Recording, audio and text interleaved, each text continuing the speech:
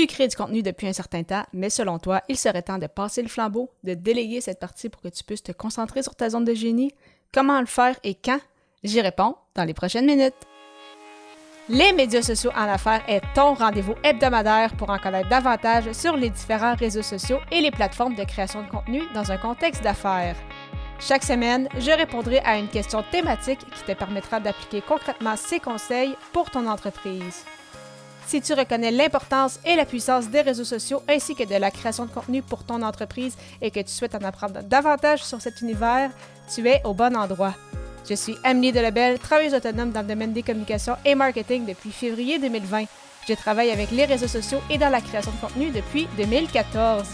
Les médias sociaux en affaires est mon deuxième podcast après Athlète Entrepreneur, lancé en janvier 2019. Bienvenue sur mon podcast. Salut et bienvenue sur les médias sociaux en affaires, épisode 318, alors qu'aujourd'hui je réponds à la question « Comment savoir quand déléguer ta création de contenu? » Bien évidemment, pour répondre à la question, la réponse facile serait de dire « dès que possible », car si ce n'est pas ta tasse de thé, ça va te permettre de mettre ton énergie ailleurs, ça va te permettre justement de mettre ta zone de génie sur quelque chose justement qui va vraiment te rapporter de l'argent, qui est vraiment en fait le pourquoi tu t'es probablement lancé en affaires, plutôt que de prendre ce temps-là, parce qu'on a tous les mêmes 24 heures dans une journée, donc plutôt que de prendre ce temps-là pour le mettre sur ton contenu, sur ton marketing en général. Cependant, bien évidemment, quand on délègue, cela a un coût. Donc c'est sûr que dans un monde idéal, on pourrait déléguer tout ce qu'on n'a pas envie de faire, mais il faut quand même, c'est ça, garder en tête que cela a un coût et donc comment déterminer si cela en vaut la peine ou non. Si tu as peu de revenus, car tu débutes, donc tu es encore en mode start-up, si je peux dire, tu vas probablement vouloir le faire seul. Cependant, c'est sûr que ça pourrait peut-être être intéressant d'être accompagné, donc soit suivre une formation ou soit avoir des rencontres peut-être un à un pour avoir au moins ta stratégie de base, donc avoir tes objectifs, savoir déterminer qui est ton persona, ton audience cible, avoir un plan, c'est ça, pour partir, pour ne pas juste créer du contenu pour créer du contenu, mais vraiment avoir une intention, encore une fois, derrière chacune des pièces de contenu que tu vas créer et ainsi pouvoir, en tout cas, augmenter ses chances, disons, d'avoir un retour sur investissement, donc un retour justement sur les publications que tu vas faire, le temps que tu vas prendre à bâtir ton marketing. Donc, ce n'est peut-être pas nécessairement l'étape où tu vas pouvoir déléguer. Cependant, c'est sûr que si jamais tu as accès à des fonds, des subventions ou autres, à ce moment-là, ça pourrait être intéressant. Mais sinon, déjà, peut-être être suivi un peu, avoir quelques rencontres avec des spécialistes dans le milieu. Eh bien, c'est ça, au moins avoir une base solide. Eh bien, ça va te permettre justement de savoir au moins quoi créer comme publication, avoir une certaine idée. C'est sûr que ça dépend aussi de ton aisance ou non avec les plateformes.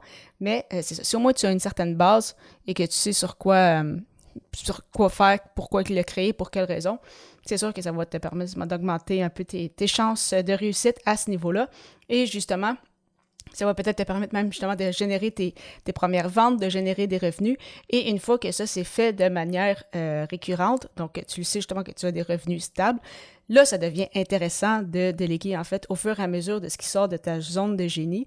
Et souvent, c'est ça, la création de contenu, c'est souvent le cas aussi. Donc, et pourquoi je mentionne, oui, en lien avec la création de contenu, mais pour le reste également, c'est parce que quand tu délègues à des experts, en théorie, peu importe le niveau, peu importe le secteur d'activité, disons qu'il y a des très bonnes chances que ces personnes-là, ces experts-là, vont faire mieux le travail que toi ou vont te permettre de générer davantage de résultats. Donc, si tu n'aimes pas faire ta comptabilité, eh bien, c'est sûr que d'avoir un expert là-dedans va te permettre non seulement, probablement, si tu vas le payer, mais il risque de te sauver pas mal plus d'argent qu'il va t'en coûter.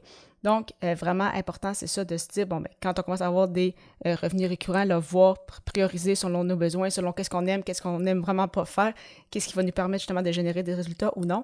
Et bien évidemment, c'est dans ces moments-là que la création de contenu, on peut penser justement à déléguer le tout. Et un autre point important quand je discute justement avec des entrepreneurs, c'est comment s'assurer en fait de déléguer en confiance parce que bien sûr, ce ne sont pas les options qui manquent, donc soit avec un pigiste, soit par exemple au niveau d'une agence. Mais vraiment, donc c'est ça, c'est important de discuter avec différentes personnes, voir un peu c'est quoi un peu leur mindset, comment ils voient la création de contenu, comment ils comptent à travailler avec toi, voir justement si le fit est bon ou non, si vous êtes sur la même longueur d'onde, parce que si tu sens déjà qu'au départ que je me vois plus ou moins travailler avec cette personne-là, ben ça va être difficile de bâtir une relation à long terme et avec la création de contenu, c'est ce qu'on souhaite faire aussi.